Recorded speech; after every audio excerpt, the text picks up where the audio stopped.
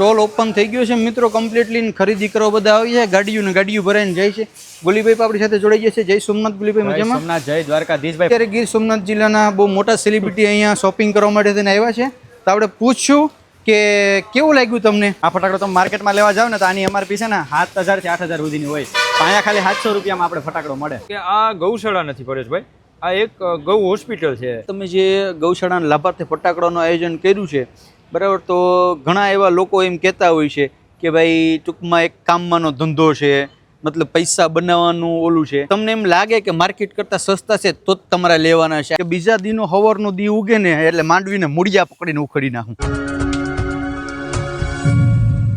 Hello YouTube family કેમ છો મજામાં છો કે તમે તો લોકો મજામાં જશે પહેલાં તો બધાને જય દ્વારકાધીશ જય મોગલ રાધે રાધે ફરી એક નવા બ્લોગની શરૂઆત કરી દીધી નાહી ધોઈને મસ્ત અને ફ્રેશ થઈ ગયા છે ને ભાઈ સુખનો સૂરજ ઉગી ગયો છે અત્યારે મજૂર આવી ગયા છે ને માંડવી ખેંચવાની પર શરૂઆત કરી દીધી છે રામીમાં એ બાજુ ઊભા છે તો પેલા રામીમાને પૂછશે કે રામીમાનું શું કહેવાનું છે જય દ્વારકાધીશ જય માં મોગલ રાધે રાધે બધાને જાજત જય શ્રી કૃષ્ણ જો અમારે લાલે મજૂર બેહાડી દીધા માંડવી ખાવી હોય આવી જાવ બધાય મારી માએ એમ કીધું તું મિત્રો પેલા આશીર્વાદ દે દે પછી બીજી વાત કરી સદાય સુખી મારી માએ એમ કીધું તું મિત્રો કે કાલ હવારનો દી ઉગ્યો તો અને હાથમે ને મેં શું કીધું તું કે બીજા દીનો હવારનો દી ઉગે ને એટલે માંડવીને મૂળિયા પકડીને ઉખડી નાખું અટાણે તમે જો આફ્રિકાથી ને જાંબુરથી ને તમે જો આ પાકિસ્તાનથી મજૂર છે આપણી મેરે છે જાવીદભાઈ હારું આમ હેરખી ઉતારી છે ને મારો ભાઈ ધોરૈયામાં જાય નહીં બાકી મજા નહીં આવે જરાયો છે ને મજૂરો આપણી મેરે ભાઈ પુષ્કળ છે એટલે કોઈને જોતા હોય તો કહેજો તમે તારે મને મેસેજ કરજો હું મોકલી દી ચાલો મિત્રો તો મજૂર હવે એનું કામ કરે છે ને મારે જવાનું છે દ્વારકાધીશ ગૌસેવા હોસ્પિટલ છે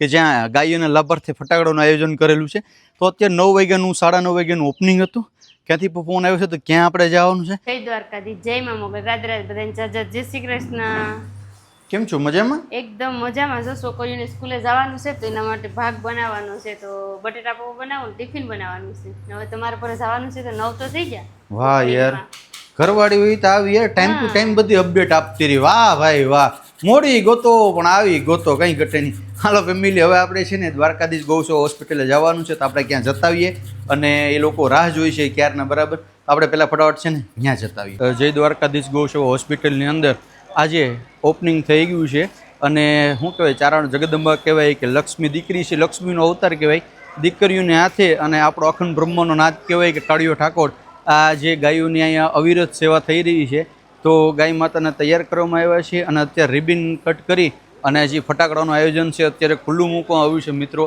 અને ગીર સોમનાથ જિલ્લાની અંદર જો સૌથી સસ્તા ફટાકડા મળતા હોય તો જય દ્વારકાધીશ ગૌસેવા હોસ્પિટલની અંદર અને મિત્રો આ એક એવી ગૌશાળા છે કે જ્યાં દરરોજને માટે હજારો રૂપિયાનો દવાનો ખર્ચો થાય છે મેડિસિનમાં કારણ કે આ ગૌશાળાની અંદર એક પેવી ગાય નથી કે જે હાજી છે અપંગ લૂલી લંગડી કોઈના તમે જોજો કોઈને પગું કપાઈ ગયેલા છે કોઈની માથે હિંગણા નથી દરરોજ ડ્રેસિંગ થાય છે અહીંયા દરરોજ ડૉક્ટરોની ટીમ આવે છે દરરોજ સારવાર થાય છે અને ગીર સોમનાથ જિલ્લાની અંદર ક્યાંય પણ એક્સિડન્ટ થાય કોઈ પણ ગાયને તો શું કહેવાય કે દ્વારકાધીશ ગૌસેવા હોસ્પિટલને ખબર પડે કે ફોન આવે કે અમારા ગામની અંદર આ કંઈ ઘટના બની છે ગાય બીમાર પડી છે 108ને આવતા મિત્રો વાર લાગે પણ દ્વારકાધીશ ગૌશાળાને ખબર પડે કે જો અહીં ગાયો બીમાર છે ને એટલે ઓન ધ સ્પોટ યુદ્ધના ધોરણે એની ગાડી આવી છે લઈને આવે છે અને બિલકુલ ફ્રીમાં સારવાર કરવામાં આવે છે અને તદ્દન વ્યાજબી ભાવે ફટાકડા મળશે અને જે કંઈ પણ બેનિફિટ થશે એમાંથી બધો ટોટલી છે ને પૈસાનો જે નફો છે એ બધો ગૌશાળાના લાભાર્થે વાપરવામાં આવશે તો આપણે કહેવાય છે ને કે આંગળી સિંધવાનું પુણ્ય છે તો મિત્રો આ વિડીયોને બને એટલો શેર કરજો તમારા પરિવારને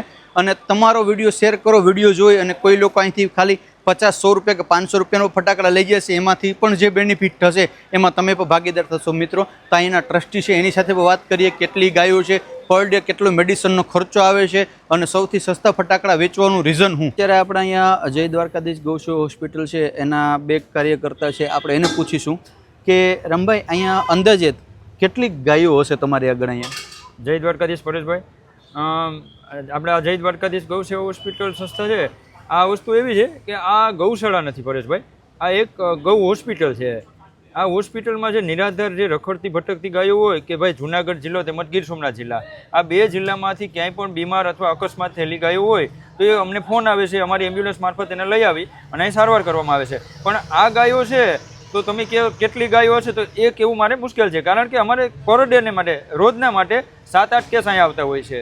મતલબ તમારે એવું કહેવાનું, તમે એવું કીધું છે રામભાઈ કે ગીર સોમનાથ અને જુનાગઢ, હા, આ બે જિલ્લાના મતલબ ટોટલ કે તમારી ગાડી જુનાગઢમાં ક્યાં લગી તમારી ગાડી જતી હોય? જુનાગઢ સિટી સુધી. જુનાગઢ સિટી સુધી અને આમ આખા ગીર સોમનાથ જિલ્લાના તમામ ગામ ઉના સુધી. તો મિત્રો આ એક બહુ મોટી વાત કહેવાય કે મેં કીધું એમ આગળ કે ક્યાંય પણ રામભાઈ અથવા તો એના કોઈ પણ કાર્યકર્તાને ફોન આવે કે અમારે ગામની અંદર આવી ઘટના બની છે કે રખડતી ભટકતી કોઈ પણ ગાય છે, તો યુદ્ધના ધોરણે એની 108ની જેમ ટૂંકમાં એની એમ્બ્યુલન્સ જાય છે અને બિલકુલ ફ્રીમાં કોઈ પ્રકારનો ચાર્જ લેવામાં આવતો.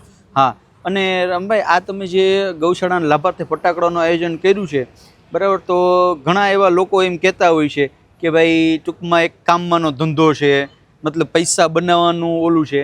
તો રામભાઈ એમાં હું 2 શબ્દ કહેવા માંગી કે આમાં જે કંઈ પણ નફો થશે એનું તમે શું કરો છો? પરેશભાઈ, જો આ વસ્તુ એવી છે કે મેં તમને કીધું એમ કે આ ગૌ હોસ્પિટલ છે, તો ગૌ હોસ્પિટલ છે તો તેમાં વધારે ખર્ચ કેનો આવતો હોય? મેડિકલ, મેડિસિન, મેડિકલ, બરાબર. તો એના માટે થઈ અને એના લાભાર્થે અમે ફટાકડા નું આયોજન કર્યું. મેડિકલનું કહું છો તો રામભાઈ અંદાજિત મારે જાણવું હોય કે એક દિવસ મતલબ પર દિવસનો કેટલો મેડિસિનનો ખર્ચો થતો હશે? જો પરેશભાઈ, આપણા ઘરે એક પશુ બીમાર હોય તો કેટલો ખર્ચ છે એ આપણે ખ્યાલ હોય. અહીંયા તો રોજને 7-8 કેસ તો આવતા જ હોય છે ફરજિયાત. મિનિમમ કેટલો ખર્ચો અંદાજે? 10,000 તો ખરો. મતલબ પર ડે નો 10,000 નો ખર્ચો થાય છે મિત્રો, ઓનલી મેડિકલ નો. બાકી જે પગારો છે માણસોના, એનો સારો છે, એ ખર્ચ અલગ પાછો. એમ્બ્યુલન્સ નું ડીઝલ છે. અને જો ભાઈ કોઈને એવું અવિશ્વાસ હોય તો ઘટના સ્થળ ઉપર જુનાગઢ હાઈવે અને ગીર સોમનાથ હાઈવે ઉપર નેશનલ આપણો હાઈવે છે શાંતિપરા પાટિયા, અહીંયા આપણે દ્વારકાધીશ ગૌસેવા હોસ્પિટલ છે. તમે રૂબરૂ સ્થળે આવો ને તમે ખાલી ગાયની પરિસ્થિતિ જોવો, કોઈના પગું નથી, કોઈને હિંગડા નથી, એવી ગાયોને તમે જોવો ને એટલે તમને અંદરથી એમ થાય કે નહીં યાર, ખરેખર આ બધી વસ્તુ કરવું ને બહુ અઘરું છે.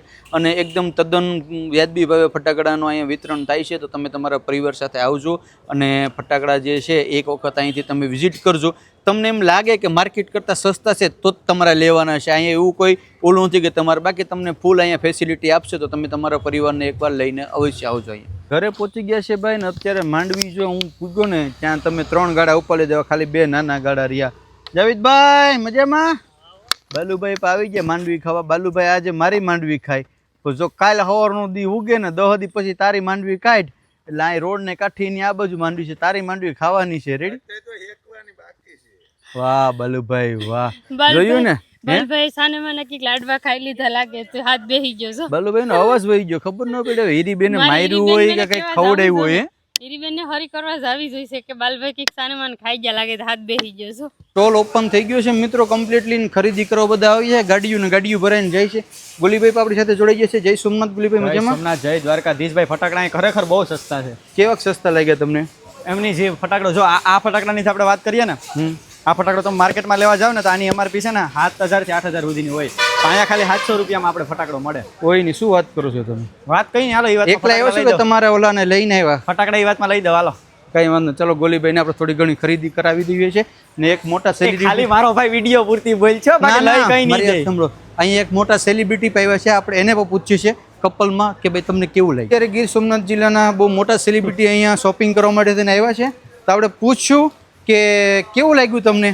અરે બહુ મસ્ત છે ભાઈ, અહીંયાનું કલેક્શન સારું છે અને ફટાકડા પણ વ્યાજબી છે અને આનો જે નફો થશે એ પણ સારી જગ્યાએ ઉપયોગમાં લેવાશે. વાહ, સારું કર્યું નરેશભાઈ, તમે કીધું હતું. જલ્પાબેન આપણે તો ખ્યાલ નથી એટલે તમને કેવું પડ્યું મારે. અને સાથે સાથે આપણે દિત્યાબેન પાવ્યા છે. દિત્યાબેન કેમ છો, મજામાં? અને ભાઈ આ બધી ખરીદી છે ને દિત્યાબેન માટે થાય છે ને આ વખતે દિવાળી આપણે દિત્યાબેન ને ક્યાં કરવાની છે, બરાબર ને દિત્યાબેન? આવી જજો બધા. શું કે નરેશભાઈ, બાકી શાંતિભાઈ મજામાં? ઠંડુ પાણી મંગાવું કે ઠંડુ કે આઈસ્ક્રીમ? જલ્પાબેન કઈ મંગાવું? પાણી લઈને આવ્યા ઘેરથી અમે. હાલો તો અમે નીકળીએ. કઈ વાંધો, હાલો તમે ખરીદી કરી લ્યો, હવે અમે નીકળીએ. બરાબર? હા, કારણ કે ટાઈમ થઈ ગયો રેડી. ચલો દિત્યાબેન આવજો પછી. હો, જય શ્રી કૃષ્ણ. તો કલો બેન. ગોલીભાઈ ઘરે આવી ગયા છે અને ભગવાન કરે ને ગોલીભાઈ ને પા એવડો છોકરો થાય. થઈ જા ભાઈ, તાર લગ્ન કે ને મારા છોકરા આવ્યા છે એવડો થઈ જાય પછી વાંધો નહીં આવે એમ. મહેમાન બધા જતા રહીએ છે મિત્રો. હવે આ વિડીયોને આપણે એન્ડ કરી દઈએ. મળશું ફરી એક નવા બ્લોગ સાથે. જય દ્વારકાધીશ, જય મોગલ, રાધે રાધે, બાય બાય.